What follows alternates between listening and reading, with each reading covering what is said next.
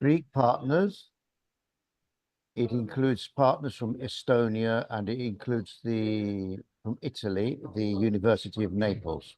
Hello. The issue is that Clare Hedin is a very suspicious and rather nervous person, not very easy to work with.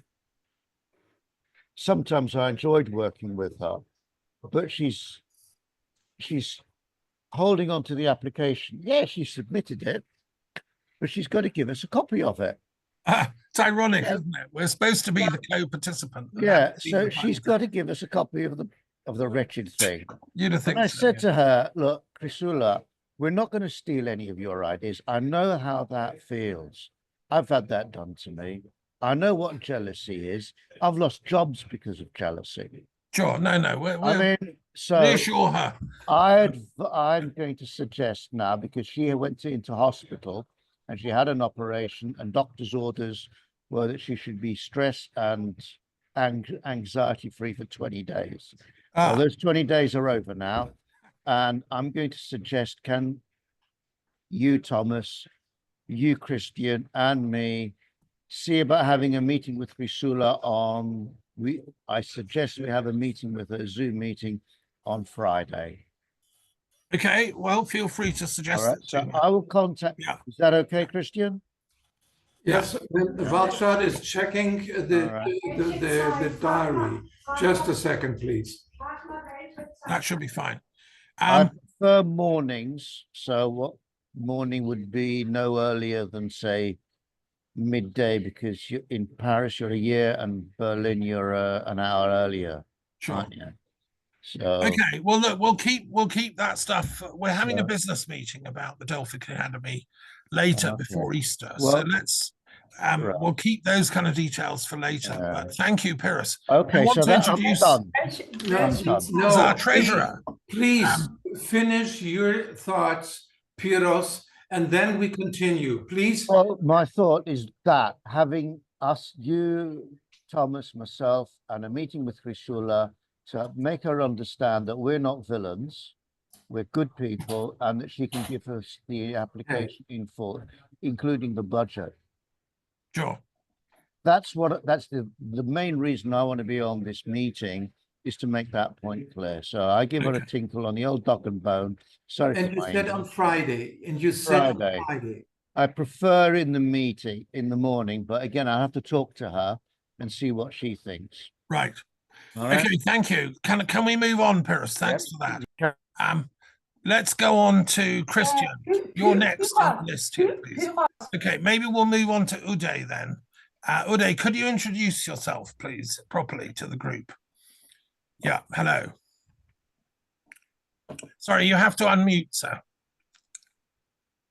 Hi, I'm Uday Dandavate. I'm in San Francisco, and I was trained as a designer, but I've evolved through my last journey of 50 years in design, from a designer to researcher to an ethnographer of imagination, a poet, and now Thomas would want to call me a philosopher. So thank you. Yes, thank you. Oh, and I recently published a book called Being and Belonging, a journey of curiosity and imagination.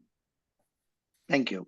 Yeah, which is full of brilliant ideas about design and, you know, redesigning the world and drawing on our collective imagination as people. And this is absolutely critical. So thank you, Uday. And that whole design world is relevant to the Delphic Games. Yes. Right, Christian and Waltrad, could you introduce yourselves, please, now? But let's not do the whole business stuff now, please. With just quick introductions. You'll have to unmute.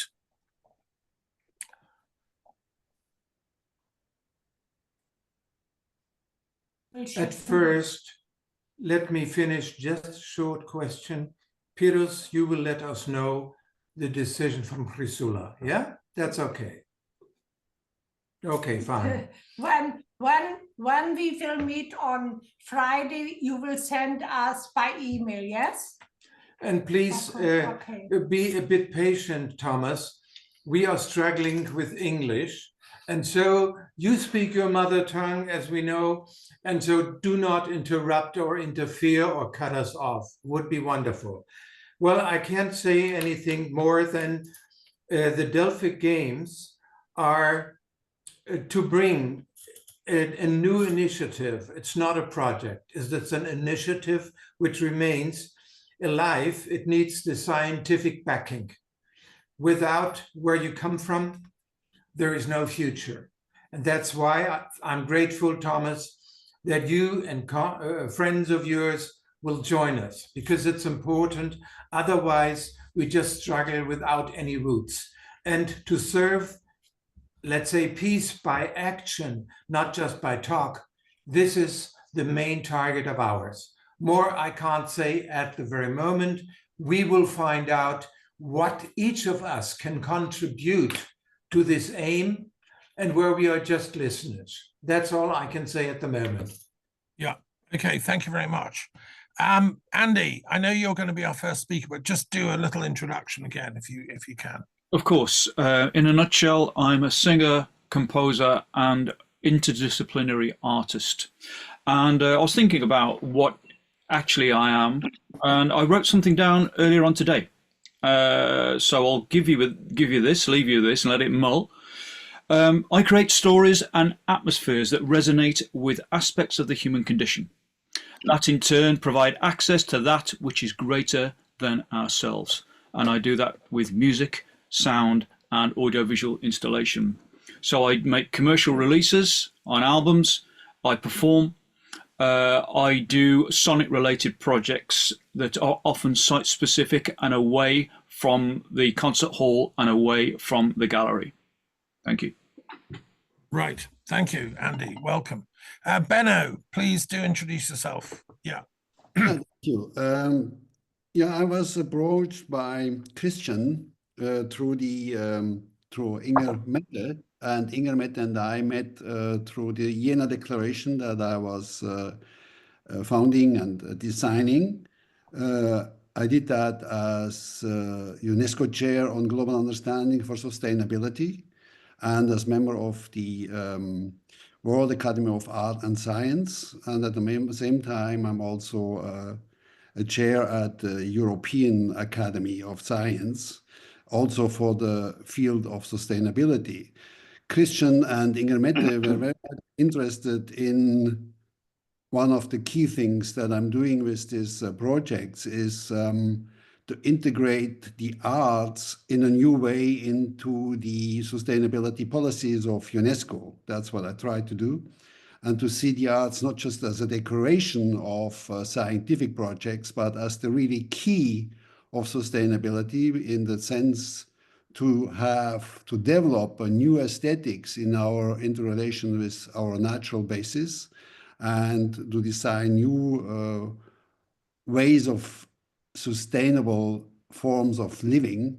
And that's what I see the arts as the key actor in that projects or artists. And yeah, that's why I'm here. And unfortunately, I cannot stay longer than until 6:30 today. Well, thank you for coming anyway. And are you speaking from Jena, or are you in Austria at the moment?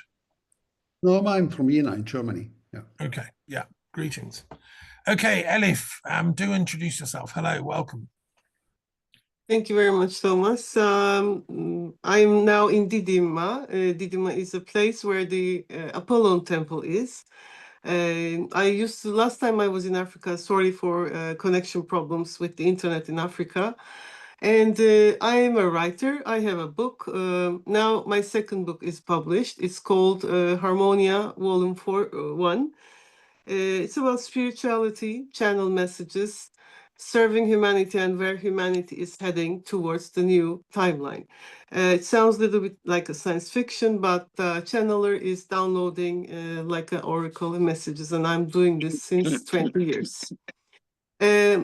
I'm a scientist at the same time, scientist in the sense that organizational psychology, that's where I was graduated as an MBA.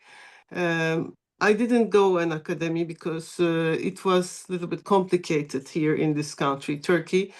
But things may change, and I may pursue an academic career as well. I don't know. I'm a script writer at the same time. I wrote 12 scripts. 5 of them were on theater. It was on stage. I like to write poets and poems. Sorry, I don't know whether I can call myself poet. I'm not sure. Amongst you, I'm nobody on poets, and I'm here to listen and how to analyze, how to contribute. As Christian says, I like to do things. And recently we established the Harmonia Foundation in order to better serve humanity in Belgrade. A couple of friends came together and because we needed an institution to do that. And maybe we can contribute because we work with many organizations worldwide. And maybe we can find some ways to leverage your work because we serve for peace and we know how to do things on the ground, not just speaking. And I agree perfectly with Christian because I had a German education. That's why maybe I'm an American, but I admire Germany.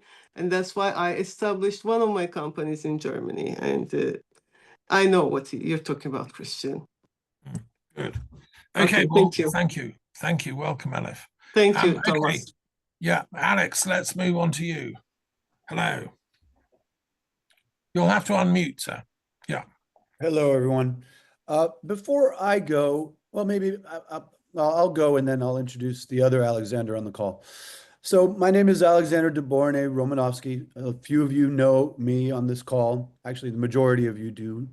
I've been working closely with Christian and Waltraub for the last 8 months due to the fact that Inger Mette introduced me to Thomas and actually exposed me to the Delphic movement, which even as a person that loves history, ignored the significance and historical background between Delphi and the Olympics.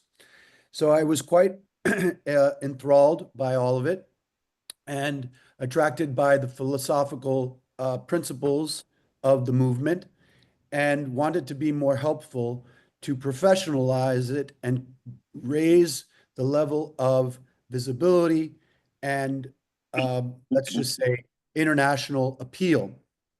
So my role is to basically bring this into a new type of foundation, which we will establish in the United States, which I wanted to announce today, which will be called the International Delphic Foundation, where all other foundations from around the world will be able to become patrons and or partners in some capacity, as the role of that foundation is to protect the intellectual rights that Christian and Waltraub, as the initiators, created by creating the IDC, the Delphic Games, and the International Delphic Academy. So in order for us to be a stronger entity, we need to regroup everything and have a center pulse headquarters, so to speak. And we need to be able to raise a lot more money. And as you may or may not know, the United States has a lot bigger philanthropy activity.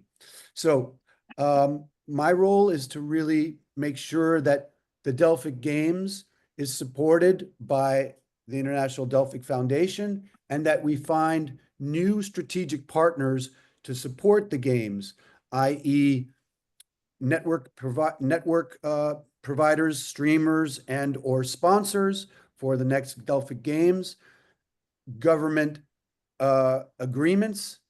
I'm proposing this to the French government because we have a lot of goodwill that has already been built up with UNESCO, the European Parliament, and the event location, which is the Château de Versailles. I'll try to be brief as possible, but with tangible, clear next steps that we must all take after this call. I am open to all of your texts or whatever you need to reach me via email, because we have to accelerate things, because I have told Christian that in order for us to really attract the big philanthropists, the Artist Coalition, and the other, let's just say, co-instigators of this movement having a breath of big relaunch, we should use the date of September 21st, which is the United Nations International Day for Peace. Yeah. And I can bring in a lot of my United Nations contacts and bigger operators, let's just say, on that date in New York, because New York is where I'm from. So I'll leave it at that, but I please submit all your emails so that I can keep you abreast of the progress here in the United States.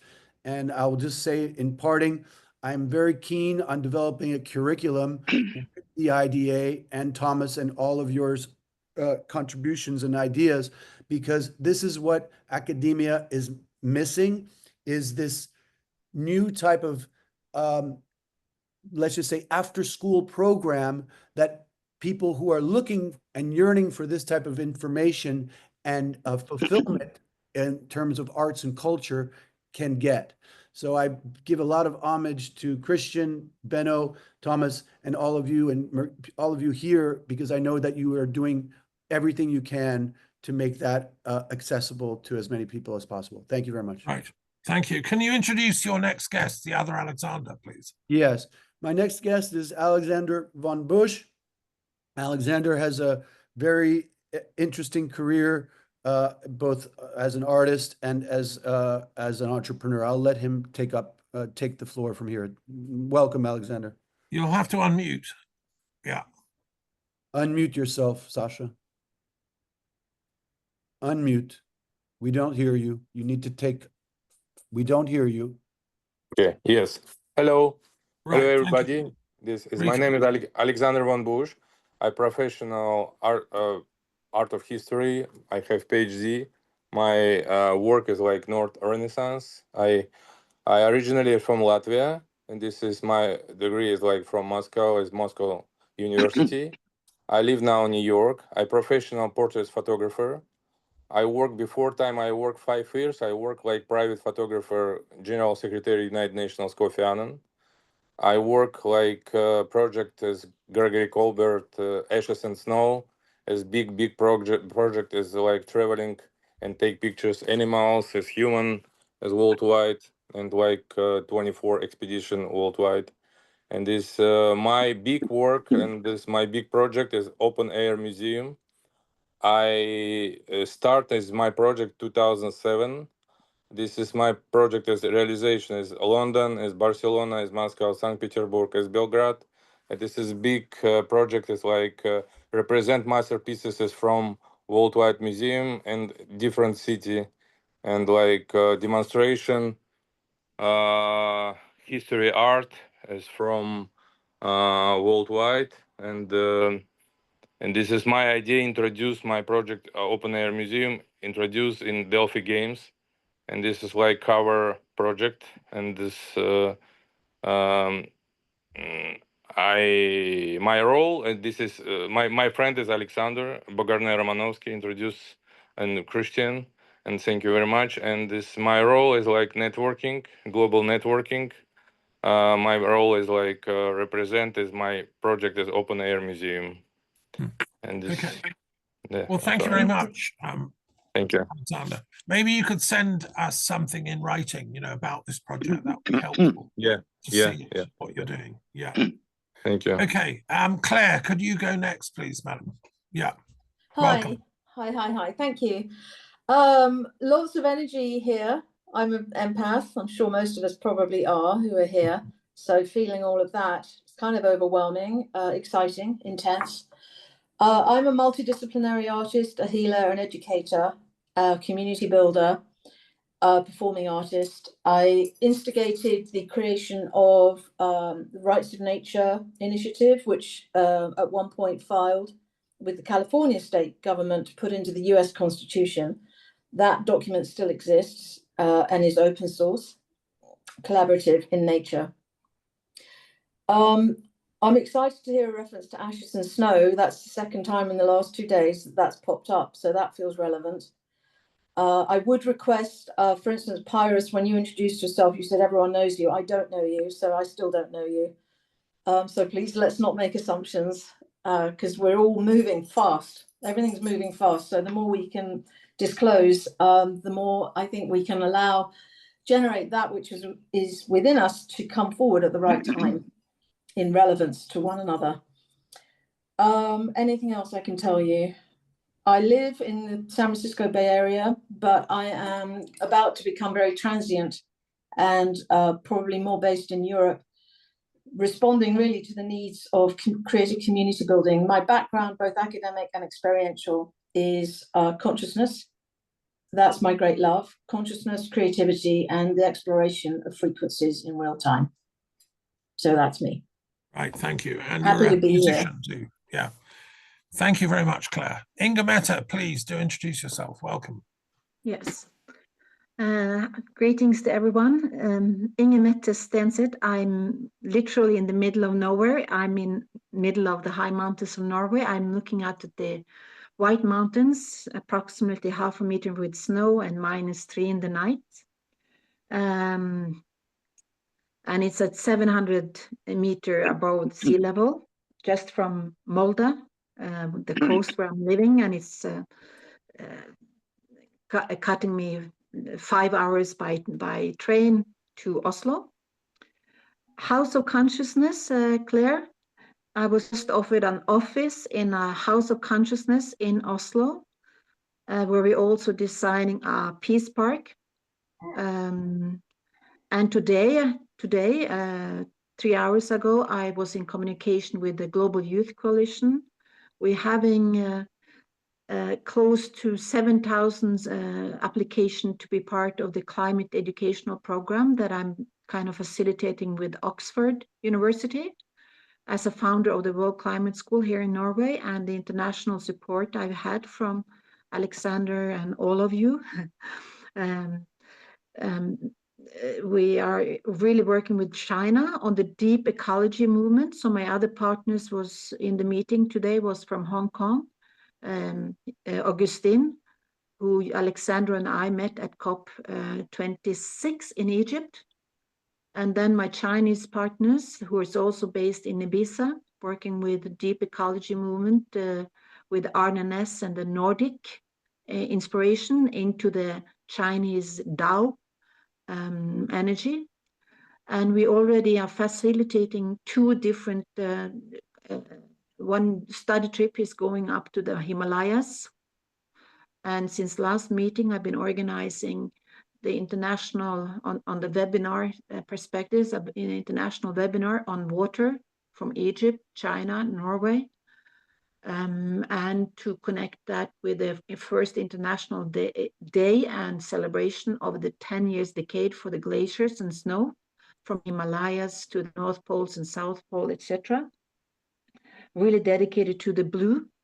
And the blue meaning the deep ecology and the economy and the ethical perspective coming before the economy. Saying that with a profound reference to an educational program meeting today with the Copernicus Space Agency and Academy. So I'm emphasizing the European aspects of collaborative culture, creativity, and consciousness movement. Yeah, you're doing wonders, Inga. And yeah, so I'd just like to say that I'm also very happy that the international director of the International Olympic Committee is from Zimbabwe and is a woman. And I like that. I think it's beneficial for us in our effort to have to manifest a compassionate, peaceful, and joyful civilization. So that's my introduction now. Thank you. Yeah. Well, we're going to give you the floor a bit later after Andy, and hopefully you've got a presentation for us, so that's great. Okay, Sean, please, last but not least, do introduce yourself. Oh, thanks very much, Thomas, and apologies, I'm off camera because I'm driving. I'm Sean English, and I'm based here in Ireland. My background is in peace studies, peace research, and I've worked on a number of projects there with Thomas over the years. And I just feel that the whole concept of the Delphi approach, could be very beneficial for the area of peace studies. So that's why I'm sitting in, and I just apologies for Mary Nocton, who sat in on the last meeting available today. So that's my background, and I'm listening in to, so thanks, Thomas. Yeah, no, it's important. And the Irish are great musicians. So we're looking to you to maybe eventually host the Delphic Games in Dublin. That would be fantastic. Okay, just to pick up, Pyrrhus is joining us from Athens and is our treasurer. So you were wondering, Claire, and he's been involved with this movement a very long time, an old friend of Christian and everything, and a great man, a great, very close to the Acropolis. So yeah, our Athens coordinator. Okay, look, let's let Andy have the floor now. Andy Garbi. We've heard his introduction. He's fascinating artist. I wish we could have like a whole session, but I want him to have half an hour to present his work. So we remember what the arts are for. Why are we here? What is this about? Why are they part of consciousness raising? And why are they speaking about the state of Gaia and the planet? So Andy, please do introduce yourself again and go for it. I've put sharing, so you can share your whatever you want now. Yeah. Thank you very much, Thomas, and thank you again for inviting me this evening, and a big hello to you all.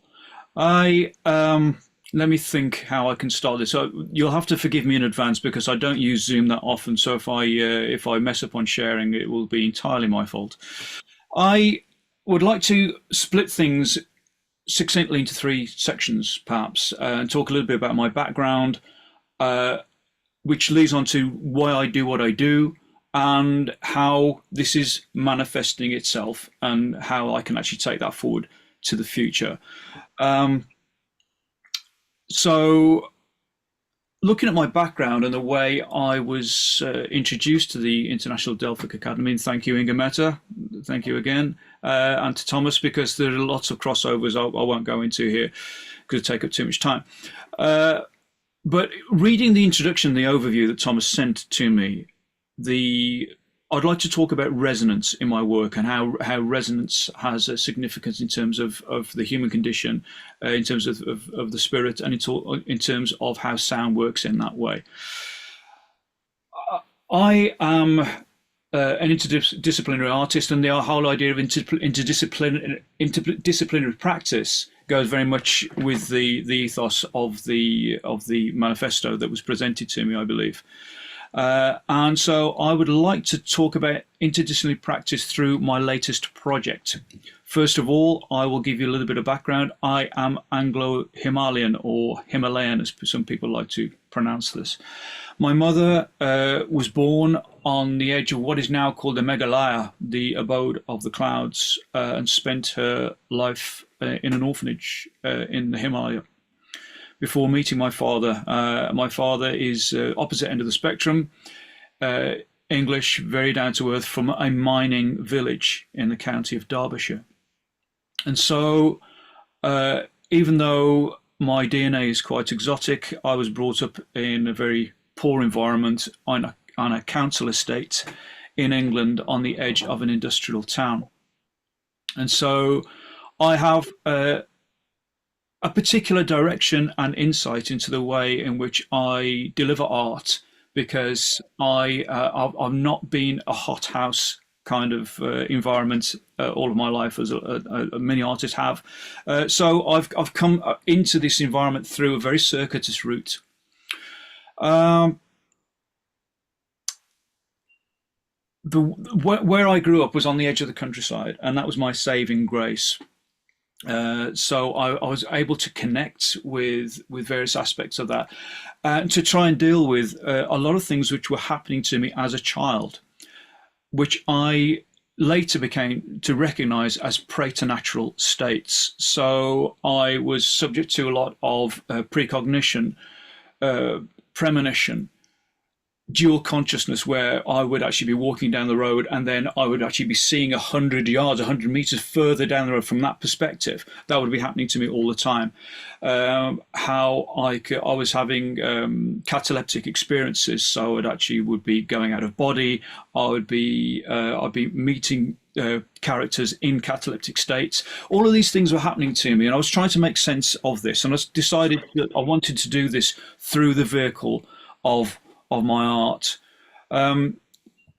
I was a singer and frontman for several bands, such as the Sons of Arca, who combine Indian classical music with dub reggae. So I was very much on the festival scene, and with various other bands of that ilk, my own band Headhunters, another band called Celtarabia, before turning towards neoclassical composition.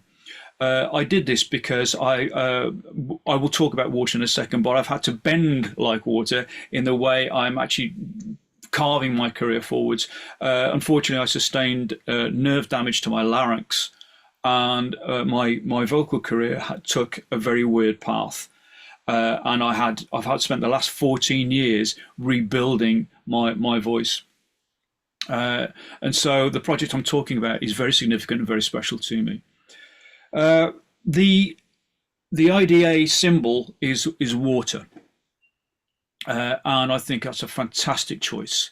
There are a lot of resonances with what I do, and I'd like to talk about, to introduce you to my work. I've got a large bank of work which I could present you with, but I don't want to do it sequentially. I just want to give you one piece of work and then just dig into that and why this happens. So last year I was invited as one of 4 artists to create work on the border village of Swanlinbar, County Cavan. This is a village on the border of the Anglo-Welsh border, and there were 3 Irish artists and myself, and I was invited to come in, as I have done many times with Irish projects over 12, 13 years, to give a different perspective on how I see the Irish identity. So I was invited to create work based upon a reflection of the Irish border. Now, the other 3 artists, the dance artist who invited me, Dylan Quinn, who himself is very much into peace studies. He created a dance piece. There was another composer and a filmmaker, and then myself. So I don't feel I have any standing to comment on the social political situation of Ireland. That would be very crass of me to do so. I'm not Irish. I don't come from that background. So I approach things from a very different perspective. The villages on the Irish border are very depleted now. They're very run down. And Swanlinbar is classic of this. It's semi-abandoned. There are only 10 families left living in the high street. And so I wanted to look at something that looked at the potential for regeneration, but also looked at the geology and the geography, the mythology, the history, and the convergence of those. And that's what I'm trying to say about interdisciplinary practice. It's about the idea of convergent thought, and that's very much where I'm coming from. Rather than a reductionist sequential thought pattern, which will keep you within one field. I really subscribe to this idea of convergence. So I was looking at, I found an abandoned pub in this village, and it spoke to me immediately. And with associations that I have, I work very, very laterally. I came across a net curtain, and on those net curtains were dolphins, and the dolphins were blowing in the wind and animating the dolphins. This gave rise to a story. I created a fairy story about this, which incorporated the notion of the selkie. A selkie is a mythological creature which can shed its seal skin to become a female in female form, and invariably a human male will fall in love with the selkie. So I created a story around this, and then lo and behold, connections happened straight away. And I discovered that the village was on the edge of a geopark. The geopark contains over 35 miles of of tunnels, subterranean tunnels that have been shaped through the limestone by rivers, by river activity. So I wanted to create a piece that was based upon water, based upon the rivers. I got permission to go down into the cave system. I was taken down, and again, in terms of convergence, the way I work, I mix my singing voice with traditional instruments, orchestral instruments, music technology, and with field recordings. I do a lot of field recording.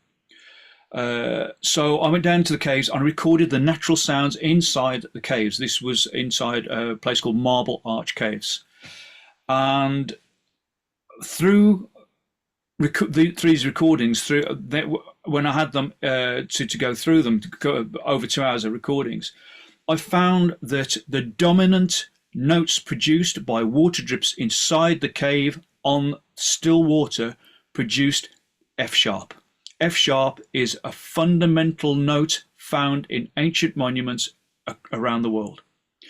I also mapped other cave water droplets, and I found A sharp and C sharp. This makes the chord, the so-called chord of the earth. So I was fascinated by this and greatly excited by this. I also created geo recordings, so used geo microphones to pick up on seismic vibrations through the cave system. So I used that same technology I found a fissure in the cave wall and managed to obtain the resonant frequency of the cave, which had never been heard before. And this is the action of the underground river passing through the cave system generates a frequency, a sympathetic frequency inside the cave wall itself. And I managed to capture that. Nobody ever heard this before. This note was, when I mapped it against the keyboard, was A sharp. I also recorded where the rivers came out as a waterfall, known as the resurgence, and that note, the fundamental note of that waterfall, was C sharp. So the dominant frequency, dominant note of the cave drips was F sharp, A sharp, C sharp. So the whole experience gave me the chord of the earth. Every single time I went somewhere, it was actually creating the chord of the earth. So I would like to, if at this juncture, I'll shut up and I'll try to share with you a very brief, just 4 minutes video of me going down into the cave systems, why I did this, and how the performance was manifest inside a church on the edge of the village. Is everybody okay with that? Please, go for it. Yeah, yeah. Let's see if we can do this then, Thomas.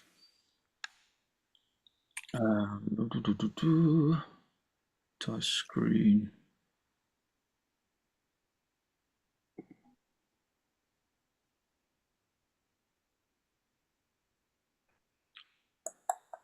Do that. Share should be share on your. Yeah, I'm doing that, and it's got the share button there. Allow somebody to watch your screen. We'll do that. Here we go.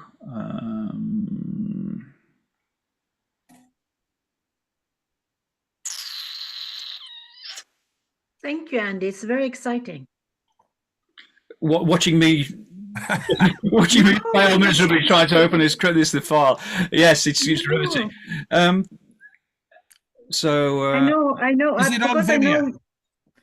I know Claire's work and then the Sasha with the outdoor museum and everything. I just I get a story here of ecological concerts, the outdoor. I don't know why this is not letting me allow me to change. And meanwhile, you should go to the Bosnian pyramids and the tunnels. Oh yes, absolutely. I would. There's been a lot of underwater rivers flying around about those. You should. I've been to many places around the world. I mean, I can share. Oh my goodness! Is it on Vimeo, Andy? It is on Vimeo. Okay, so is your Vimeo open? Can you open that? Can you press play on that? So we're no longer looking at Try you. and do that, and just. We want to look at your Vimeo screen. Get Vimeo on your screen. Press play, and then it'll come up. Can you do that? Is that up and running at the moment?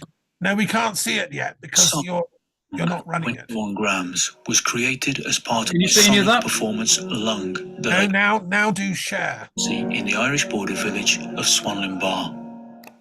Derelict buildings and boarded up shops are a common feature, but despite this, something spoke to me of hidden potential. No. When I first arrived It's just there, going straight to I'd security noticed and an privacy abandoned pub which drew my eye settings. almost straight away. Through a broken window, a filthy net curtain was caught by the wind. I'm not sure that this is It going to looked happen. for all the world like Hang on it a was second. breathing. It's beautiful to listen to as well, Andy. Let's just listen to it anyway, because maybe the sound Yeah. comes. Right.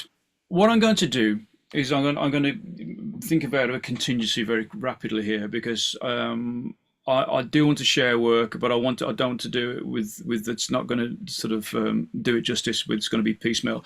So I will probably share the link with you all if you would be good enough to have a look. And what I'm going to do is I've prepared an interactive CV and biography. So if I share that to the whole team, maybe through chat or something, all the links to my work are through there.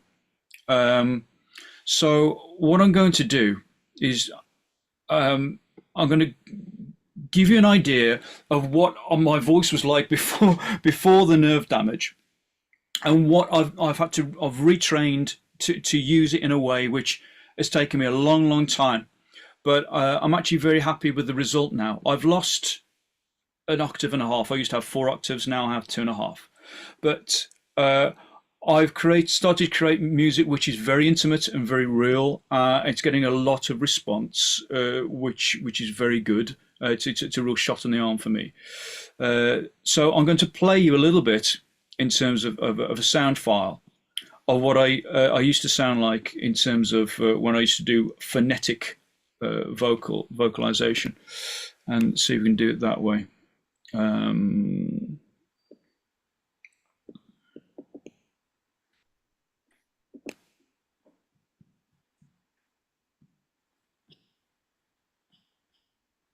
I'm hoping you'll be able to hear this.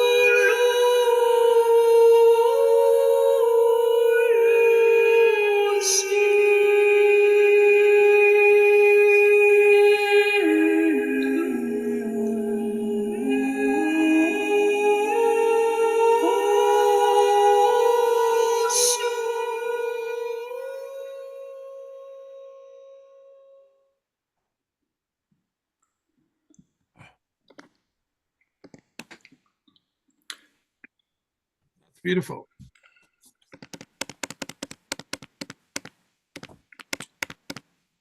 Is that your voice, Andy?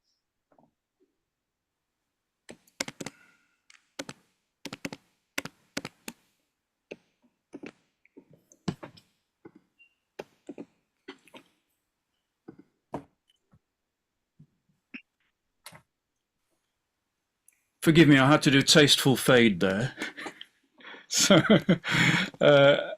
and which brings me to this idea of bringing things into perspective for music, sound, and voice, and how they can all work together through the, say, for example, through the theme of water. What I did is I took over a church at the edge of the village in Swanlin Bar. I created bioacoustic recordings. I placed the seismic probes into trees on the lich gate of the church, so that the sap movement would actually be broadcast live into the church as an introduction to my work. Then I had I mapped all the cave drips and created a scale and made a quadraphonic sound system inside the church, and then created a string piece based upon the cave drips. So that then was translated into pizzicato strings, which were then evolved in a quadraphonic sound system around the audience. That then dissipated, and I had created a poem which was almost like a string of pearls, not quite haiku, not quite stanzas, somewhere in between, mini poems with titles that were geotagged. So by reading the poem and the titles, you could actually take the poem and find out exactly where I recorded all the sounds along the river route. So each title of the poem was a geotag you can put into software, and it would just then find exactly where I recorded the sound along the river between the cave system and where the village was. Lastly, what I did was, do you remember I was talking about this resonant frequency of the cave walls? I used that as an introduction to a song which was based upon the fairy tale that I wrote. The reason I wanted to end with this, it was about the idea of how we can connect with the human condition through sound. I wanted to choose a particular subject matter which was very very personal to everybody, and that was grief. So through the notion of the vehicle of a fairy tale, which is often used to explore elements of the human condition which are sometimes more ephemeral. I wanted to use this story of a man who had discovered a dying selkie who didn't quite make it to the end of her journey to go from the sea back to the cave under the mountain where I'd been. But even though it was a fairy tale, the sentiment was very, very real, and the connectivity that people have had with the song, and the way in which I have now retrained my voice to incorporate what I have and to celebrate what I have, rather than to grieve over what I've lost. It's very important to do that. And now it's a consolidatory experience for me. And I'd like to play you just a snippet of this, which starts with the resonance of the cave and then goes into the song. In fact, if I can, I'll play it in its entirety, and that will be me as an explanation of what I do. So bear with me.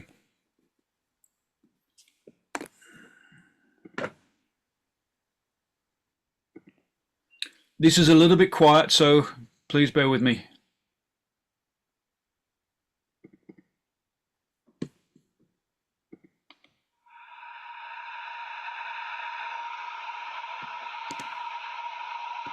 That is the cave resonance.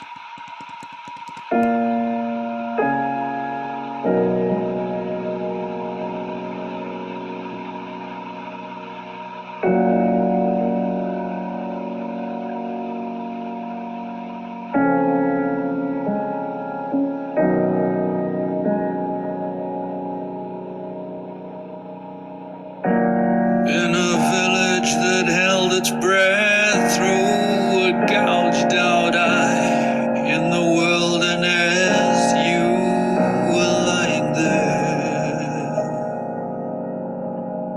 Dolphins woven into your dress, dyed with stale beer and nicotine. The most beautiful thing I've ever seen. For the sound sound of a sweet inhale, I would suck the wind out of every sail and kiss it into you. Kiss it into you. I swear I know I saw your ribcage of lace rise and fall. But 21 grams were leaving us all. I can feel it like a moth captured in my hands. There's a universe fluttering against my palms, can't seem to let it go.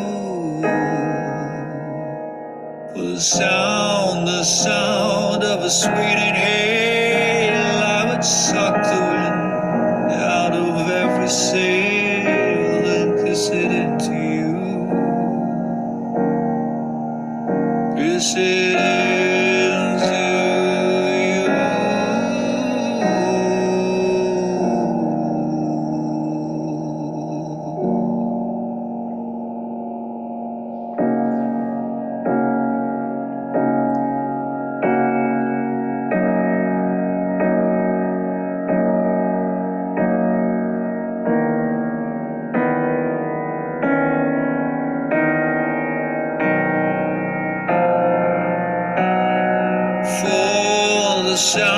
Just the sound of a sweet inhale, I would suck the wind out of every sail and kiss it into you. Kiss it into you. For the sound, just the sound of a sweet inhale, I would suck the wind right out of every sail.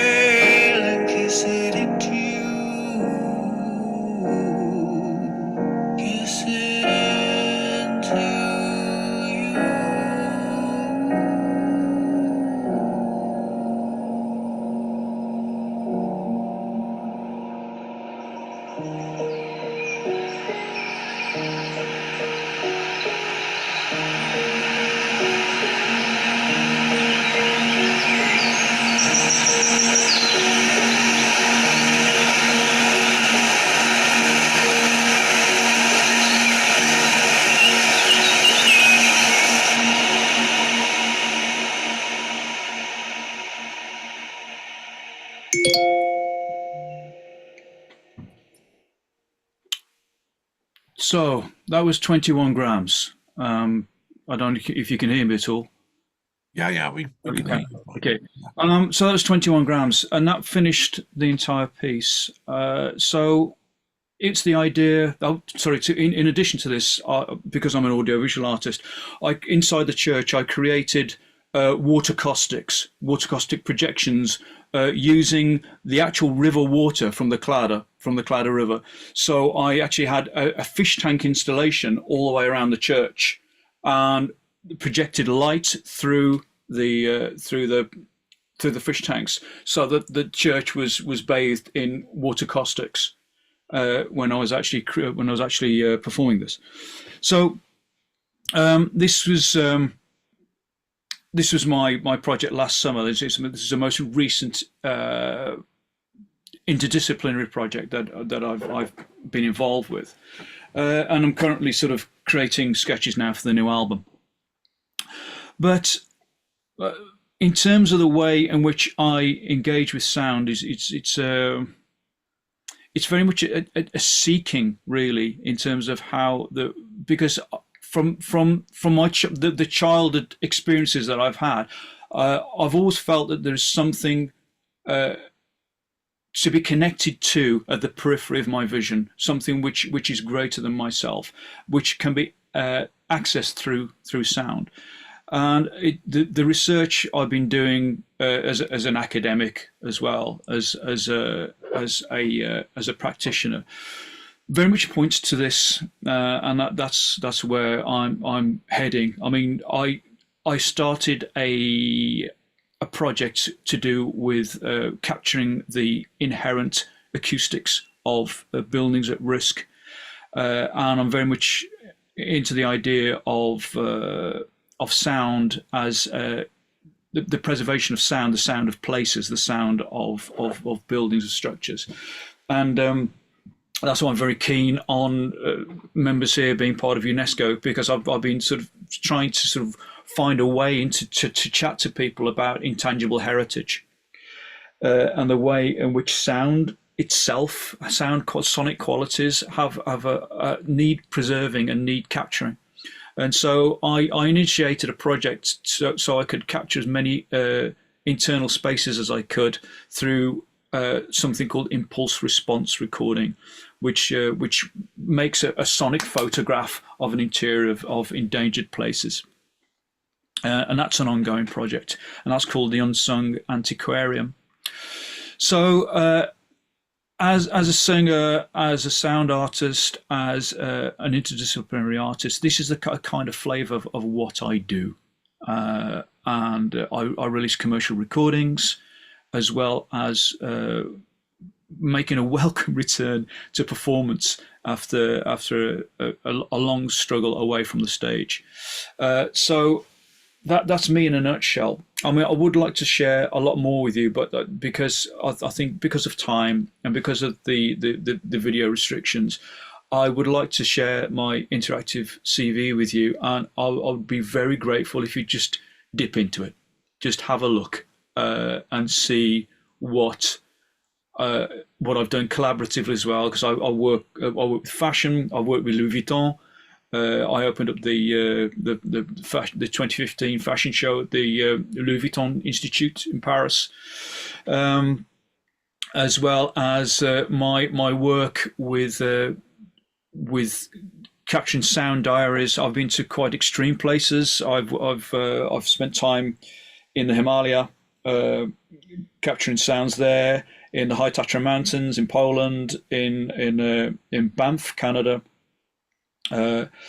So there's a lot of work that I do that has connections with the environment, but I think it's coming from a different stance, in that I am looking at the way in which sound has a potential to connect in a very spiritual way. And in closing, I think, where do we go from here? Sound is as a subject matter is now it's getting a lot more attention. It's getting a lot more attention in the power of healing through medical science as much as anything else. And there is a lot of research into the way that sound and energy has a very direct connection. And that's where I'm looking toward in terms of my future research. But I will continue to perform. I will continue to make music. I will continue to make interdisciplinary art and installation in this way. So I just thought I'd introduce you to my work just through one project, but I would very much like you to look at the CV if you have time. Thank you very much for listening to me. Well, no, thank you very much, Andy. That was brilliant. And do put your CV into the chat. I recommend everybody to click on it because it is extraordinary. It's a bit like a river. I've seen Andy's CV, not the interactive one, and he's done so much work. We've just seen like a tip of the iceberg here. We've got time for a few questions if people have. Do put the electronic hand up if you have. Then we're going to go on to Inga Mehta, who's got a question, a presentation for us. Claire, go for it. Yeah, Andy, just to say, there's far too much to say right now from what you've said. There's so many crossovers with where you're at, both creatively and also intellectually. So I would love if you could put your email in the chat, and I'm just going to reach out to you to set up a conversation, because there's a lot. I can't even begin to say how much we have in common right now. Absolutely, that we're looking at. Of course, I would love to chat further. Very much. Good. Yeah. Thank you for sharing. I'm really excited. Great. Yes. Okay, Sean, go for it. You'll have to unmute, sir. Oh yes, thanks. So very briefly, that was really fascinating. I just want to say our latest peace project here in Ireland is called Lex Innocentium, and it traces itself right back to the island of Iona in 697 AD. And it just, those monks were very much into sound, the monks at that time and for hundreds of years around. So I'm delighted that we've picked up, or you picked up a very modern version of the power of sound in relation to humanity, I think. No, absolutely. I'm fascinated by that. I've got a very strong connection with Ireland, the island of Ireland, through Dylan Quinn. I've done a lot of collaborative projects with him, and I'm friends with the Fury family, who are very famous, of course, in Ireland, and there's Simon O'Dwyer. Are you familiar with his work? Simon O'Dwyer. He remapped he created a CD called Clare Hedin. So the bronze war horns that are in the Museum of Dublin, he discovered after somebody unfortunately passed away by bursting a blood vessel in their head trying to play it as a trumpet. They're actually didgeridoos. They are so he mapped them out to didgeridoos and played them as didgeridoos, and there is now a very ancient connection. They are the oldest didgeridoos on the planet are in the Museum of Dublin, and they're made. Very good. That's so yeah. There's a lot of connections I have with Ireland, and I'm sure I'll be going back very soon. Yeah. I had a question for you, Andy. Two parts. Firstly, as a peace person, I mean, the point of the Delphic Games is to encourage peace through art. Am I right in thinking these caves that you were taking soundings in straddled the border, with some north? Exactly, and that's why I wanted to incorporate that kind of work, because the geology of the cave system transcended any social, geopolitical imposition on the land. So I've done a lot of work with the idea of identity becoming before the impositions.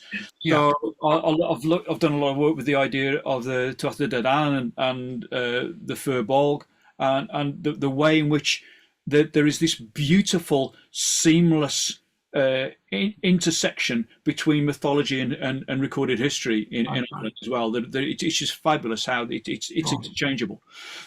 So I did a lot of work with that. So yes, it does. From County Fermanagh right the way through Cavan into Lough Erne and then to the sea. My other question is about sacred sites, because I know from looking at your CV, you did some geosonic recordings up at Tara. Yes, that's right. The sacred site of the Druids and the Kings of Ireland. Yes. And you recorded stuff there.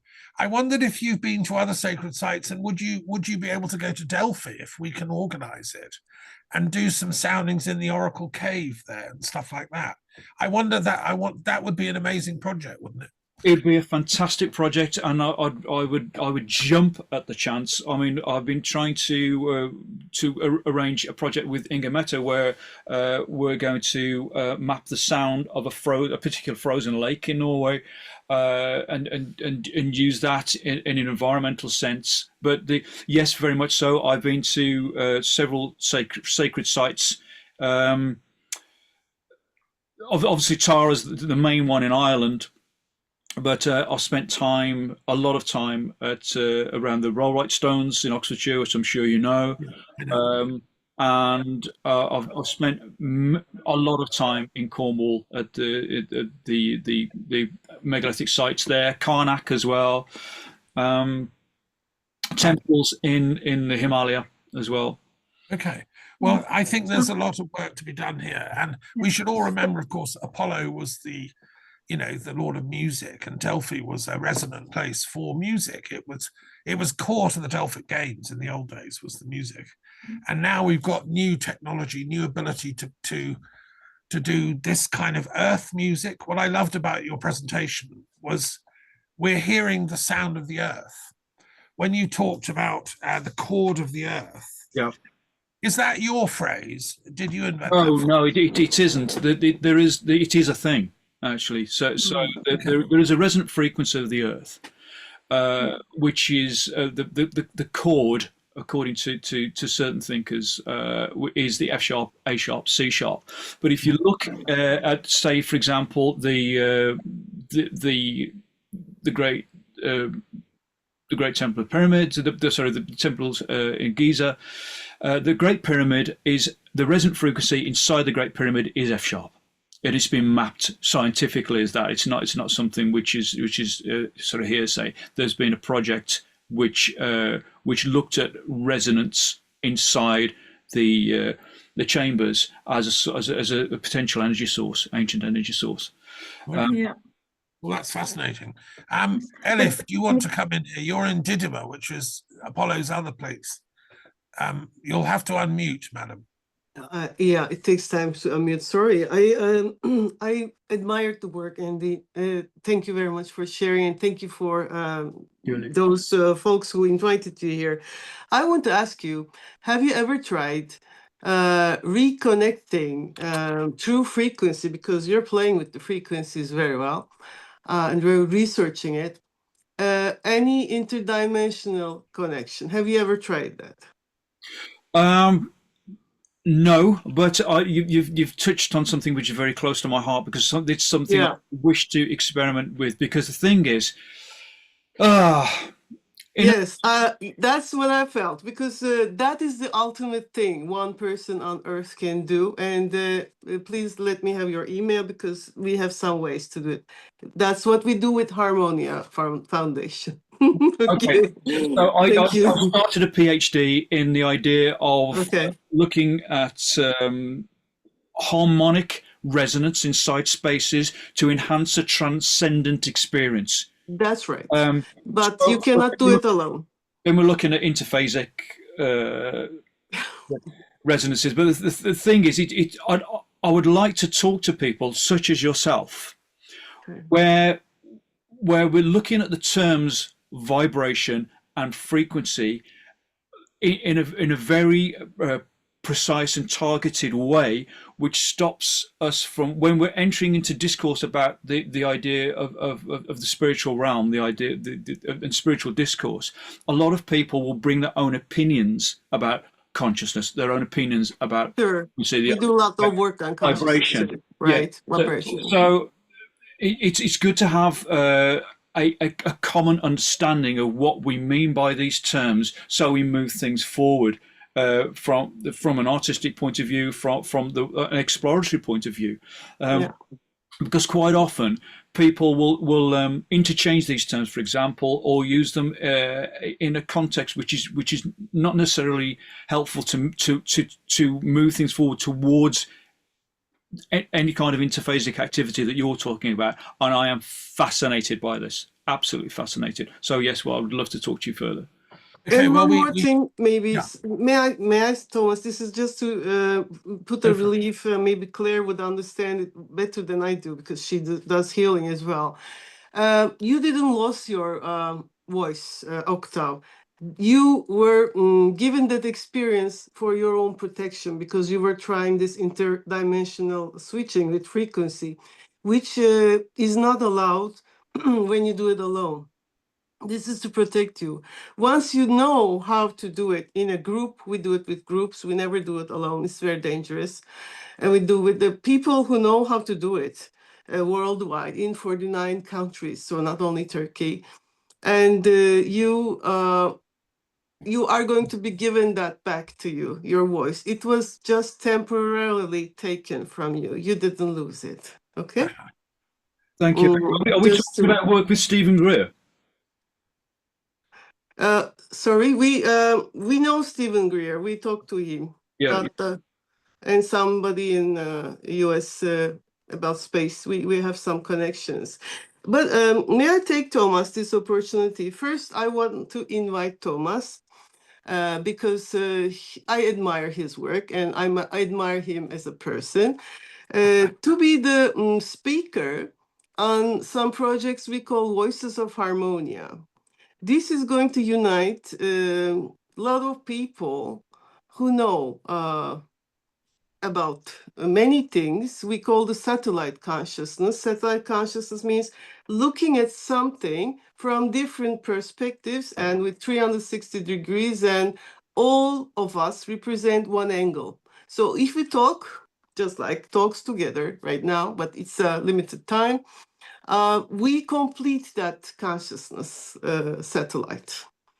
So that's why I'm going to send you invitations, and I'm going to let you meet David Carlson. He's a musician from Sweden, and he is going to be very famous very soon. Some things are going to happen. And you can be speakers, but I want to begin with Thomas and maybe Christian, Inger, and you are all invited to become speakers here. Right. And Alexandre. Thank you very much. This is a fascinating conversation. Before we move on, I want to give Inger Mette the floor because she's, dialing in with a lot of interesting information. We only saw a tip of it. Yes. One thing before I do that, Inger, just 1 second. I was listening to Andy, and I want to finish with this. As you were talking, I was thinking about my training in Tibetan Buddhism years ago when I discovered the termas tradition. Some of you may know that in Tibetan Buddhism, they believe that sacred places around the planet are imbued with the psychic consciousness of former masters, sages, realized beings, and they imbue them literally into the rocks of the caves. And there are places in Tibet where Padmasambhava went. There are other places around the planet.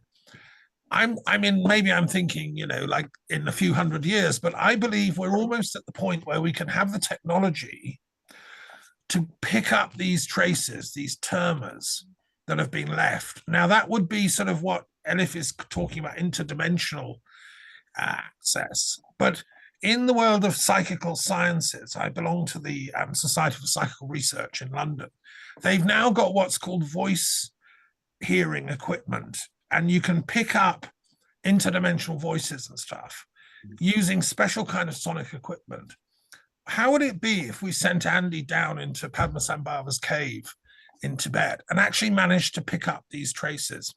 I'm just thinking there's a mixture of art, spirituality, and planetary messaging that would be, if we at the Delphic Academy could pioneer this kind of stuff, I think it would be, intergenerational communication, and I think Apollo would love all that stuff. Anyway, I just wanted to throw that out there. Okay. Yes.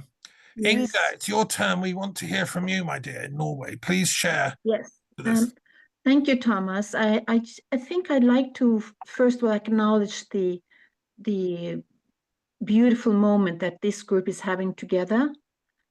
And I think we have to acknowledge that this International Delphic Academy, the Council, and the Games, we are actually in this call having the right people to be onboarding and to produce something that is going to be a unique Earth symphony beyond any kind of Olympic Games as of now. And I like to acknowledge that. Also like that Thomas asked me to speak for 20 minutes, but I like to change the program and be lateral and improvise. And I like to give the opportunity for us to listen to Claire's voice, because we have this opportunity and we don't know when the group is coming back again. So if you are able to improvise with us, Claire, I'd like you to share your beauty with us. The vibrational beauty that you have. Thank you, Inger Mette. I'm just walking into my studio looking for my shruti. Where is it? Oh, there it is. And I believe it's the first time that Andy and Claire is actually our meeting, is it? It is for me. It is for you. And Claire has also been working in the cathedral in San Francisco with meditations and musical healing for groups and geolocations of sound and poetry related to the Earth Charter we've been doing. So this kind of ecological earth music and humming, I think we've been training ourselves to lift this in a decentralized, orchestrated way. And Alexandre also know what I'm talking about with Humming for Peace out of Japan. But let's give you floor to you, Claire. Okay, the only thing I don't know how to do, because right now I'm on an iPad, I don't know how to put original sound on an iPad. So that could affect, hang on. Let's see if this will do it. Can you hear this? Yeah, that's fine. All right, so look, I'm going to sing with the Shruti. If it starts cutting out, just tell me, because there's no point in sharing it if it's not going to come through well, and I'll just send a recording. Okay, so Okay. just wave at me if it's not doing its work. Deal? I like the look of the Beckstein at the back. Oh, you can play yes. that if you want.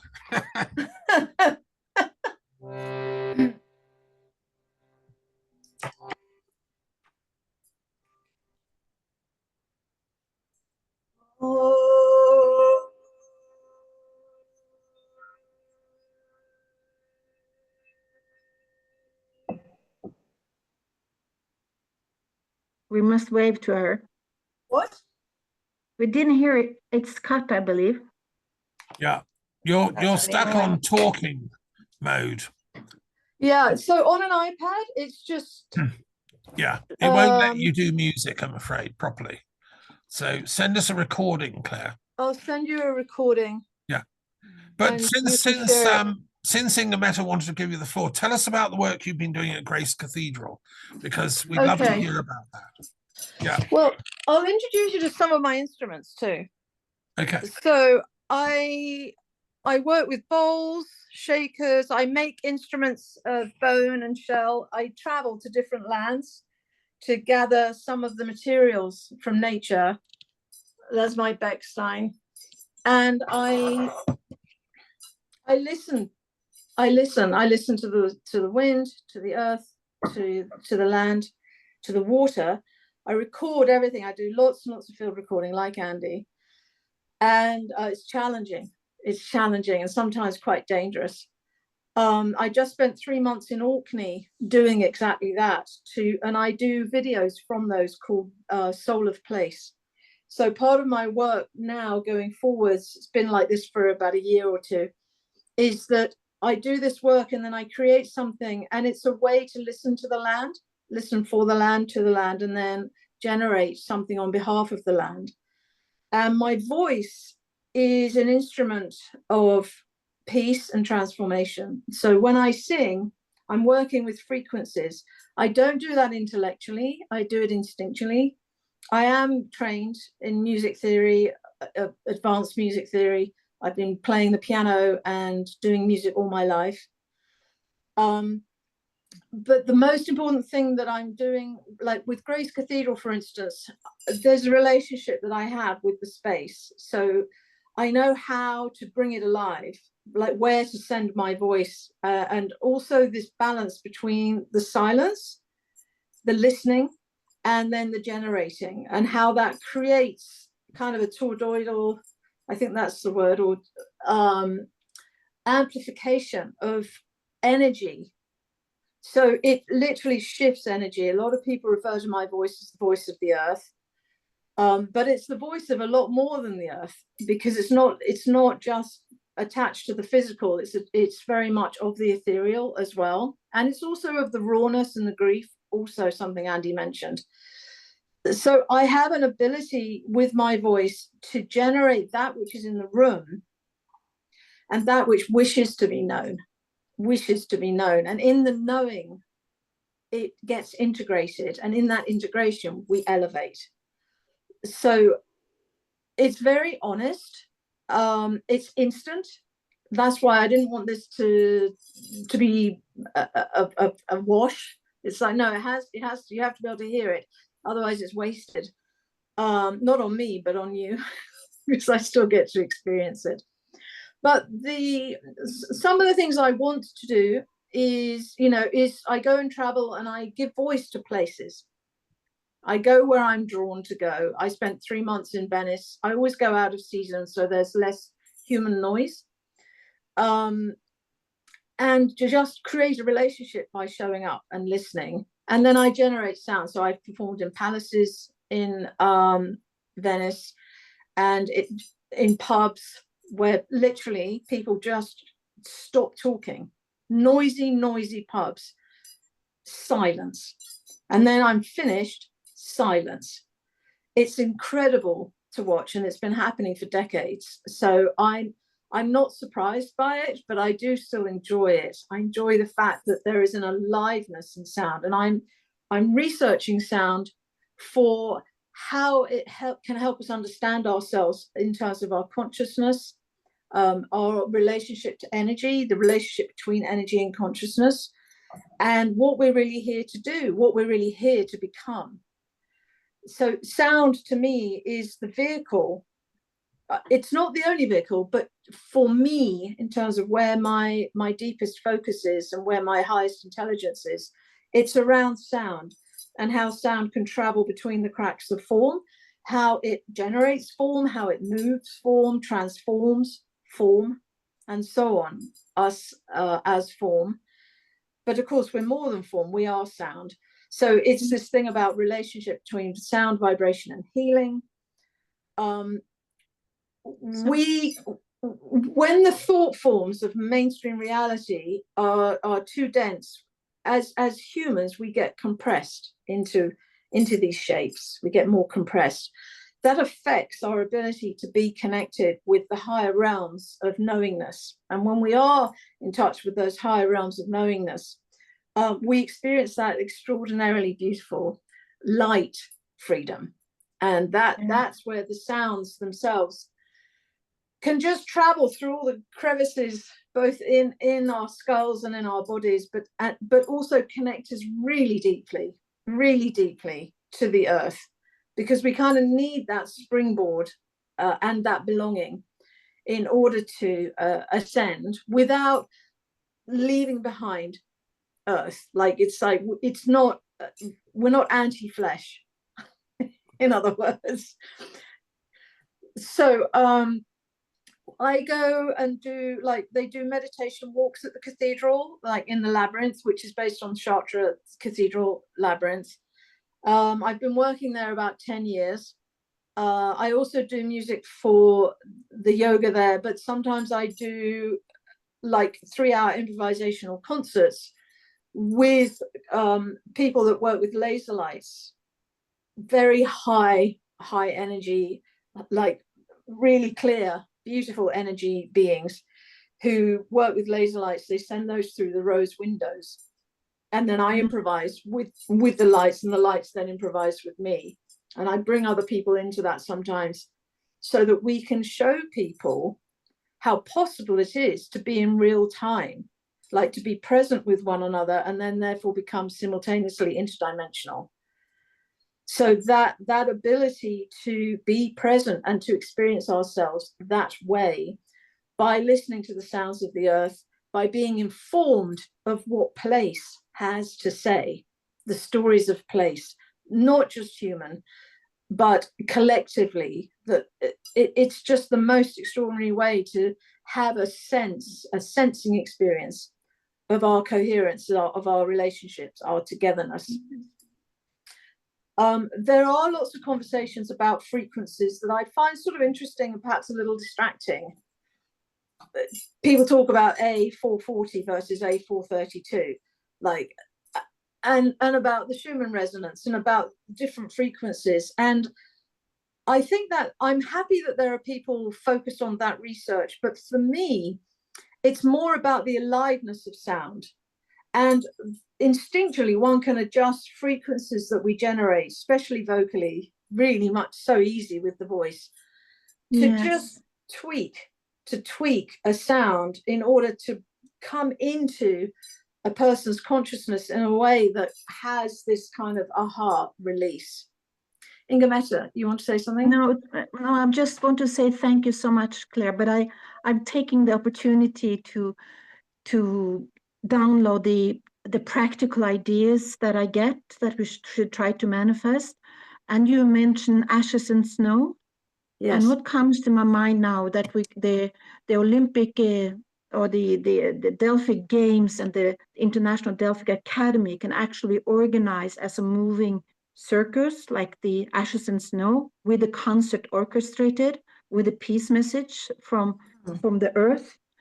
And maybe if Sasha is there, it would be nice to really, or to Alexander, who is actually, can you help us with this?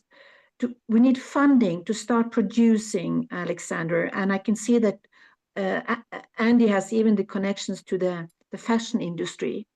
So there is an opportunity here that is actually can be funding. It's like interesting to get funded. This is unique production we can make. We will be talking about you funding. And Sasha on the Ashes and Snow. Can you tell us, Inga, sorry, what is Ashes and Snow? I don't think everyone understands this term. Can you exactly let Alexander, Sasha, tell you more about Ashes and Snow? It's an expedition with a photographer that photographs people and animals. Can you go into it for a minute, Alexander? And then I just have a few things that I wanted to say with regards to Andy's performance and the water symbolism. So please just. He's not on the call at the moment, your chap. He is. He's on the bottom. He's just muted. He's not hearing. It's okay. Over to Ashes and Snow with Sasha. I think it's very important because of the synchronicity in our call. Sasha, you're not listening. Take off your mute. Yes. This Delphi Games and the Ashes and Snow is more different. I not understand what talking about now. It's like Delphi Games, like this, it's like art of worldwide, not only one discipline, only one philosophy. Ashes and Snow, like absolutely individual project. It's like human and animal like together. This like eco project, not art. Not this is art project, not like Delphi Games. Delphi Games is like Olympic Games. This is not only different project like art, like museum, like conservatory, like concert hall, like compositor. This is not individual. This is Delphi Games. Like, I'm sorry, my English is like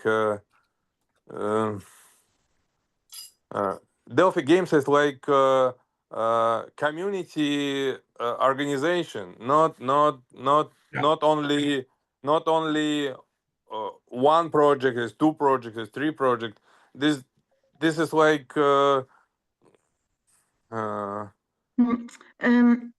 Sasha, I understand okay. Yes, I understand Ashes and Snow, absolutely independent project. This is Gregory Colbert. Gregory Colbert is genius guy. This organizing is museum, nomadic museum, and this is organizing codex, organizing manifest, organizing 100 expedition. Now is organizing symphony orchestra animal, like 143 sound animal plus one voice is human.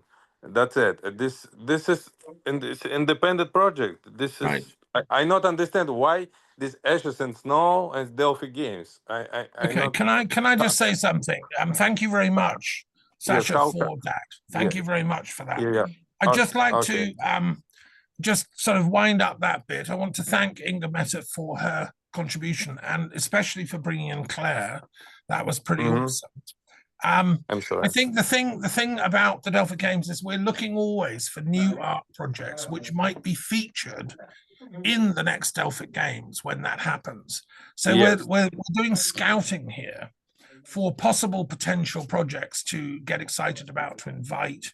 These would be people coming to the next Delphic Games and doing a performance or having their work evaluated. So if anyone has any information about this, any projects that might be suitable for the next Delphic Games, please let me or Christian know. I want to move on now because time is coming to the end, and I want to give the final word to Christian as our founder, who's got a lot to say. But I want to just say a few things myself, if you will bear with me, which I've been waiting to share with you, as I think it's important. So let me just summarize a few things that's going on here. The first thing I want to announce as coordinator of the Delphic Academy, and I think we've had a little glimpse of the kind of things we can do together and why it's important that we keep this work vibrant and alive. I'm going to launch, with your support and backing, a journal for the International Delphic Academy. You see, academics love journals. It's how we communicate with each other professionally. And I want our journal to carry some important stuff. And I want to encourage everyone on this call who, you know, whether you're an artist or an intellectual or you know, a patron of the arts, to do scouting. Who can we invite to do an article, a paper, a submission? And what I'm looking for, let me give you an example of the types of things that would be in our journal. Right? It would be, for instance, things on the Delphic Oracle. What do we know about it? You know, how did it operate? Who were the people, the Pythias, who actually gave the oracles? What do scholars know about all this? You see, there isn't at the moment an actual Delphic academic journal anywhere. We have a niche potential here. Secondly, obviously, the history of the Delphic Games. There's actually very little known. There's one PhD ever been done on the history of the Delphic Games in America. Okay, so there's a field. We want to get scholars, classical experts in ancient Greek, Hellenistic history to research and submit some work on the history of the Delphic Games, because this is how we are going to get better known and how we can do a service for academia worldwide. The other thing that I would like to see articles on is the Delphic truce. You may or may not know, most people on this call may know, that during the Delphic Games, there was always a truce. You were not allowed to bring weapons anywhere near the Delphic sanctuary. It was forbidden. And not only that, you weren't even allowed to be fighting back home in your home city. So, and we want to research this. How do we know this? Who in the classical world wrote about this? Is this true? And if so, how did they enforce it? The Amphictyony, by the way, was the body that enforced it. They had they wouldn't let people come in to the Delphic Games if they were from a warlike competing nation or city-state in those days.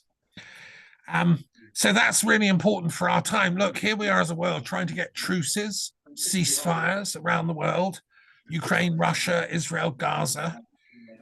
Let's research the Delphic truce. How was it done? You know, and what role did the divine consciousness have in that? There was a sense, I think, of awe when you went to Delphi and were in the presence of Gaia and Apollo and Dionysus. Something happened to your consciousness, which Claire talked about, the higher frequencies. And that's what music does. That's why these people used music in the games. And that's what I want to redo. I want us as the Delphic Academy to research all aspects of how music can bring in that grace, which then leads to peace. The other thing I want to research is who closed this. It was such a good idea, these Delphic Games, the Delphic Truce.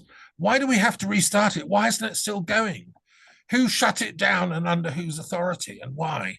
I've been doing a lot of detailed research. It was done under the false understanding of these Byzantine emperors for whom Christianity was a sort of political game in which your faction defeated the other guys and you called the other guys heretics.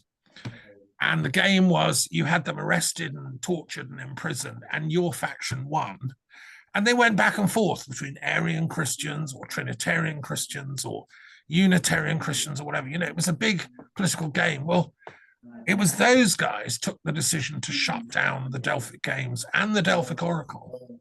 And I think we should ask our Christian brothers and sisters to revisit that decision and say, look, that was a mistake.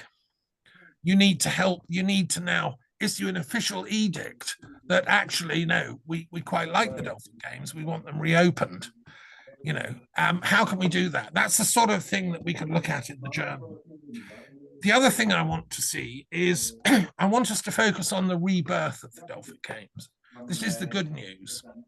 And this requires somebody to go and sit with Christian Waltraud in Berlin, look at the archive they've got, read the documents, and give us a sort of an article for each issue of the journal, maybe focusing on one of the Delphic Games they've already run. Since 1994, there's been a history of these things, which most people don't know about. They've never heard of them. Whereas Christian is sitting with all this in his memory and his archive.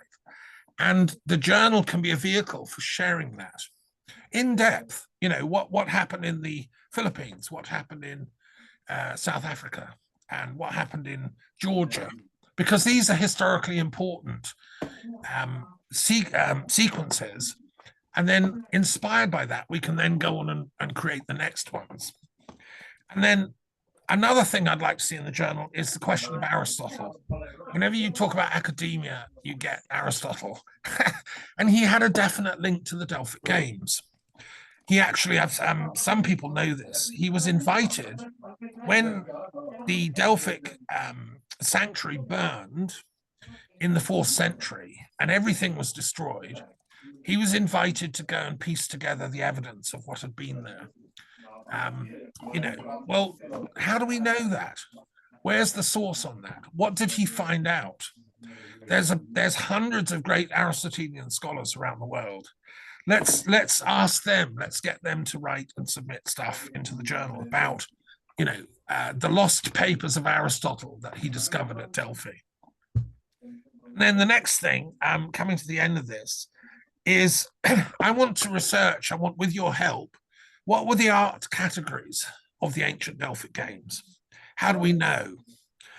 We know they had music, we know they had dance, we actually know they had paintings, we know they had theatre, and we know they had poetry.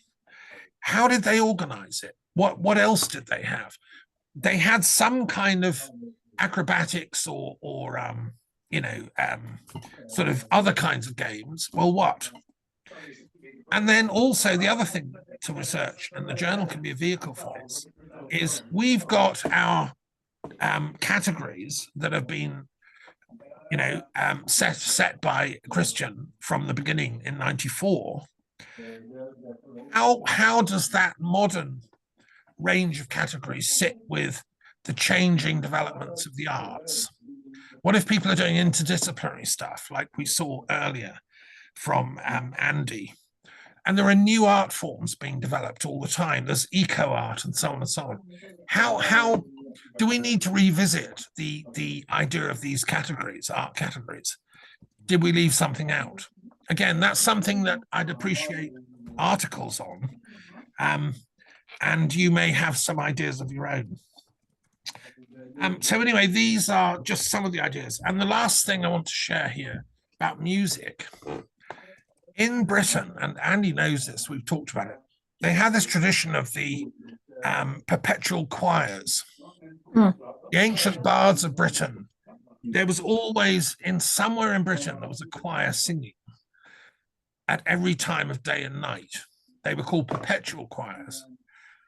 And it was felt that this gave protection and healing to the island, because the Druids worked with Apollo and the bards did. Stonehenge was a temple to Apollo, it was said. Would it be possible, this is an article perhaps for the journal somebody could write, would it be possible to revive the perpetual choirs, but this time make it a worldwide thing? So somewhere in the world, there's one of these perpetual choirs. What if one was in Kiev? What if one was in Moscow? What if one was in Dublin? What if one was in Delphi? Can we kind of find enough choirs out there to be part of this idea of rebirthing the perpetual choirs of the world? What if one was in Grace Cathedral? You know, anyway, that's something that I'd love to see in the next issue of the journal, or the first issue. So there's some ideas. Please consider yourselves invited to contribute. And Now, I want to, any questions to me briefly, and then we'll give the Yeah, floor. I have a practical question, Thomas. Hey, Claire. It feels like this conversation needs to be able to carry on. And so I'm curious if what are our online options for sort of co-brewing what's emerging here? Well, what I do and what I'm prepared and happy to host is every other month, we're going to have a meeting of the International Delphic Academy, like we're doing now, right? This is our meeting. And we'll meet again in, in 2 months' time. In the interval, we're having a sort of business meeting on the 16th of April, in fact, just before Easter, which anyone here is welcome to come to, where we'll discuss the nitty-gritty, things like fundraising, some of the stuff that Alexandre talked about. So that needs to be done. This is more for the ideas, the vision, the spiritual side, if you want, the intellectual side, the nitty-gritty stuff. If you want to roll up your sleeves and come to that meeting, you'd be very welcome, Claire. May I just clarify? I'm talking about, like, for instance, I have a Mighty Networks site where we can have sort of private or public groups where people can just share messages, information, media, and just kind of develop ideas as they're coming. What do you mean you have a multi-network site? No, Mighty Network. It's just a platform. So let me assist here a little bit, Claire. You and I have been working on this co-creational journey since before COVID. We called it the creative collaborative structures that we had. And you're suggesting that we should brew it together. We need to get creatives into working together, draft projects, draft budgets, draft the way to finance the creative arts. And I think, Thomas, we should welcome that kind of platform that Claire is able to offer, because that's a skill set in this. Can we have a section of it called the International Delphic Academy? Can you give us a bit of that? Yes. And then we can share stuff and all that. Exactly. Yeah. That's exactly what I'm proposing. Yeah. Okay. Well, send me a link to it so I can have I a will. look. I'll send you a link and we can chat about it. Okay. Look, I think I want to give the floor now. There's lots of exciting things here, but Christian, please do share your vision as our founder. I hope you've enjoyed the meeting so far. Give us your closing thoughts and how you see where are we going next and what are we I know you want to talk also about the European Delphic Games idea, so the floor is yours. This as well, at first, I would like to thank you for your comments, for your last comments when you focused on the Delphic Games. I would like to correct you, if possible, in one thing. We speak always from projects. And project, to me, has a beginning and an end. That what we're doing is an initiative. It should remain. If it doesn't remain, it's not worth to be done at first, from my point of view.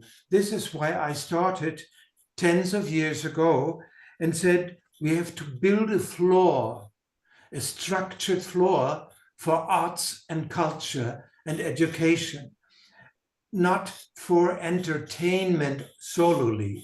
And that's, to me, very important. That you referred, for example, to the categories. It was important. That's why I divided, because people ask me, you cannot compare arts. They are too unique. How you want to compare in a competition? If you ask artists, they are in daily competition for stages, for exhibition halls. It's their life. If they are really artists, if they are committed, they search for this, they starve for it to be there, to show and, let's say, draw attention towards that, what they describe as their art. And we should not forget, we have naturally that what Thomas was referring to, the traditional arts. But we have the 6 art categories are divided in arts of modern times and arts and traditional arts. We have two arts of modern times. When I started with arts of modern times, the so-called experts laughed about me. There is nothing like modern times. And I said, social arts and communication will be at first the key of future artistic work. And second, ecological arts and architecture. They agreed with architecture, but the art of ecology, the art of environment, of climate, how to use it, how to construct villages and cities to be lively, to serve us and our children, because we are not important. Our children, what kind of future do we create? And this is what I would like to encourage you. Think beyond the horizon. We are much more capable in doing things and not just guessing or finding theoretically solutions. We are capable of doing it if we are sticking to new ideas. And this sticking to another way around, that's what matters. And I can just say, for example, and thanks to you, Thomas, you referred to our archive. 10 years before we start the games, I start the games. 30 years, in December last year, we have the 30 years anniversary of us. And I described in a podcast, in the first, it will be 3 of them. In the first section, I said how I came to that. I'm not a scientist. I'm not a researcher by profession. I'm just a normal human being, being curious to know why, what's behind this, and what comes out if I do this. And the response from the people and the response from the so-called experts sometimes encouraged me. I received a letter from so to speak, I wanted to start with Olympic music games because I sponsored many years artists, singers, dancers. And I received how should I say, I received a letter from the National Olympic Committee, and they said, don't dare to use the word Olympic. Olympic is us, not you. And I said, okay, if you think so, I think differently. And I asked the Professor Flasser from the University of Munich and asked, sir, I need your help. They want to forbid me to say Olympic music games. And he said, that what you have in mind, after I told him, it's not Olympia, it's Delphi. It's the Pythian Games. It's the story of the arts, of uniting. And I said to myself, if so, let's find a system. And the result are 7 worldwide Delphic Games. And we realized, and I realized, art is regional. It's not just world or national. It's regional, for example. And so I initiated the start, with your help, hopefully, for the European Delphic Games to come. And we want to launch this year the European Delphic Games and to perform them next year. And the European Delphic Games, do you know how many countries we are in Europe? We are not being taught at school, at least in my school. 51, not the 27, not the 47, 51 countries. And the last several hundred years, we recognize we are all brothers and sisters, if we like it or not. And here we have a power, a hidden power with the Delphic Games. And let's work for the European Delphic Games as a sign we can create a better tomorrow by the arts. Thank you for listening. Well, thank you very much, Christian. And we'll discuss this project idea. Initiative, please. Sorry, this initiative. Yeah. Sorry, I used the term project, but I understand you prefer initiative. Okay, we're coming towards the end of our meeting. It's been a feast of ideas. I'd like to thank Uday again, and Andy rather. Uday, you've not contributed yet. Would you like to add a few thoughts from the design perspective? How can we get the great designers of the world who are like applying artistic principles in product design? How can we get them interested in the Delphic Games? Because, you know, you've worked with companies like Microsoft. They could fund some of this stuff, couldn't they? How can we make that bridge? Well, thank you, Thomas. So my response to everything that I was listening to, I don't want to go in the direction of getting my old clients to fund this. That's a narrow perspective. Design, as I see it, is an art of uniting, reconciling, and amalgamating multiple perspectives. That's how I believe it. That's what I have practiced it. To understand, become conscious of different forces that exist in the world, different perspectives, different tensions, and how do we create a common ground that is elegant, graceful, beautiful, convivial. That's my perspective of what design practice is.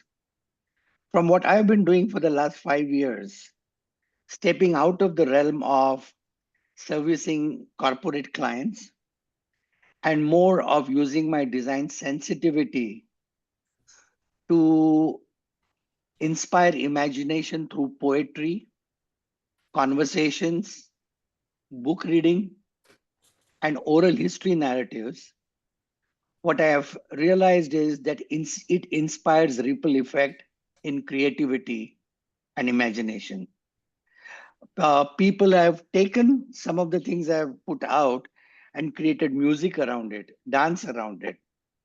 And I think the power of design, as I am interpreting right now, is of creating this unified space in which people of different perspectives can meet, be inspired by each other, have dialogue with each other, and present to a world an eclectic mix, a fusion of possibilities that exist by listening to each other, caring for each other. So that's my response to your question. Yeah. And can I just say, I think everybody on this call ought to read Uday's book. It's on Amazon. I read it. Can I add one more thing? Could you put a link to your book? Yeah, go for it. Yeah. Yes. I just wanted to add one thing. Can I share a screen, please? Yes, it's set for screen sharing. Yeah.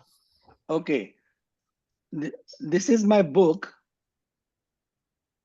But what I want to share is, this is my new framework for what the world needs. Some of you may have heard about Maslow's hierarchy of needs, which is very individualistic, and it works towards self-actualization. But from everything that we have been talking today, we are all a part of nature. We all coexist. And the future of our survival and thriving it depends on we recognize those connections, harness those connections, and use them in an imaginative way. So I've created an alternative to Maslow's hierarchy of needs, where for him, physical safety is the foundation of a path towards self-actualization. What I'm saying is, for a society's march towards a convivial future, imagination is the foundation. Today, everybody, politics, religion, technology is robbing us of our imagination.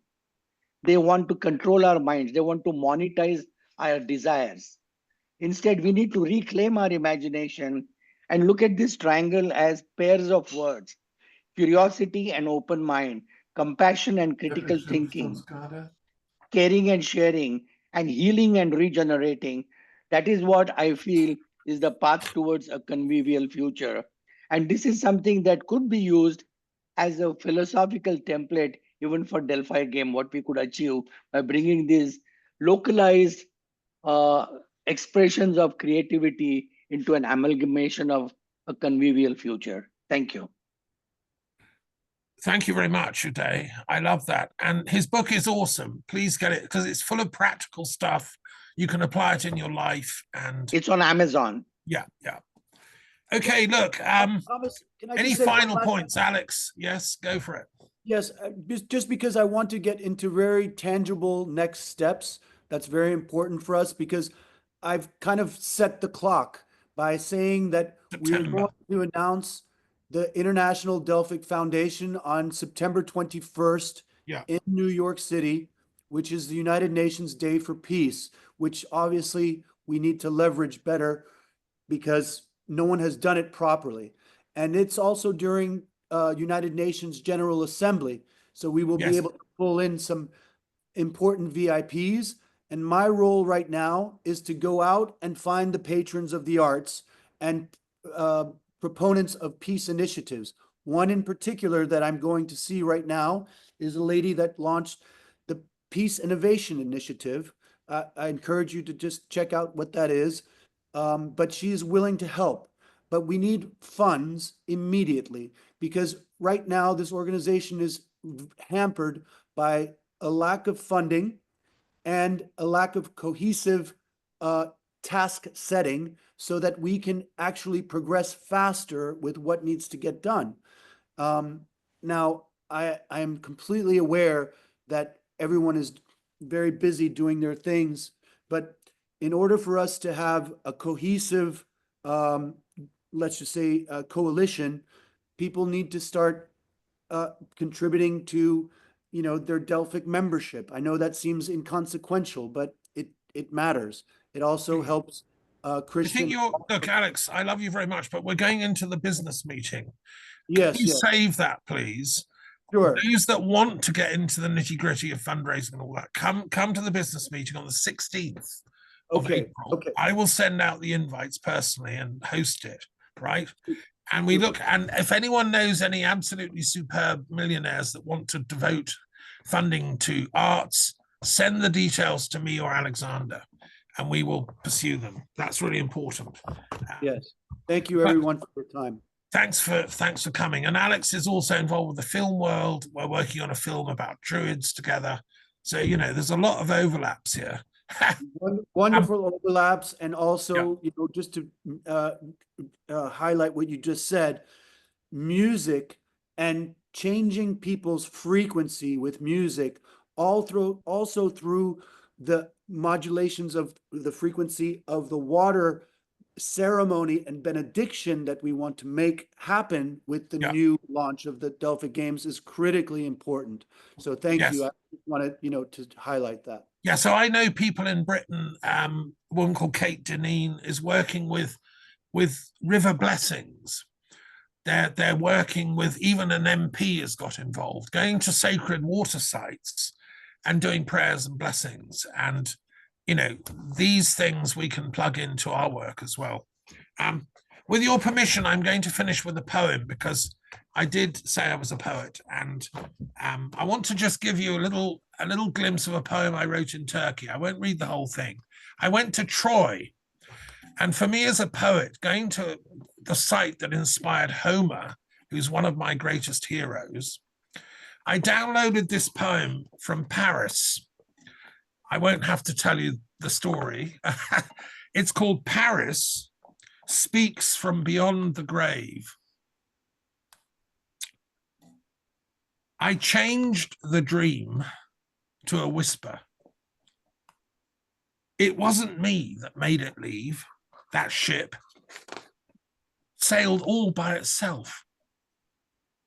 I watched as the sails filled up with miraculous airs, heaving and swimming about like an insoluble knotwork of complexity. There were scents too, wafting from the east, secret callings, those priests know, across the eons. I couldn't resist.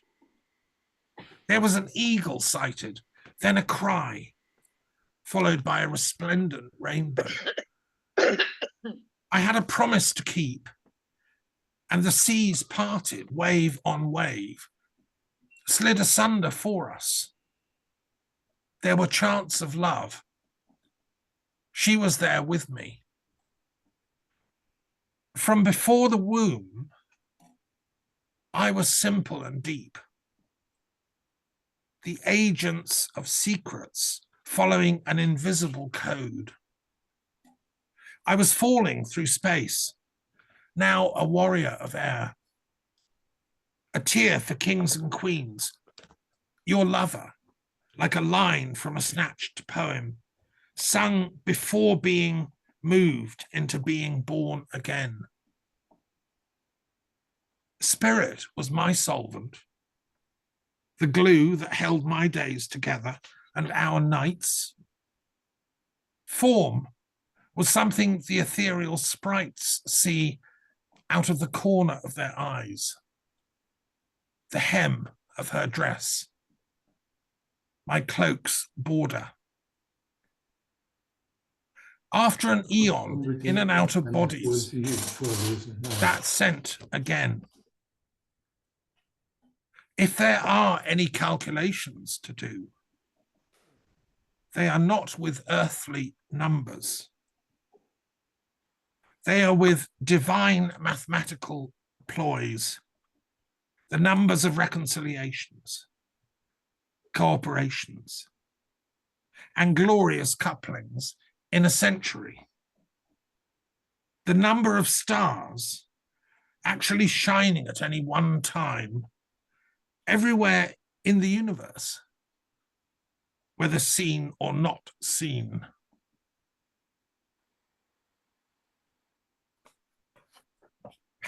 So Paris speaks from beyond the grave.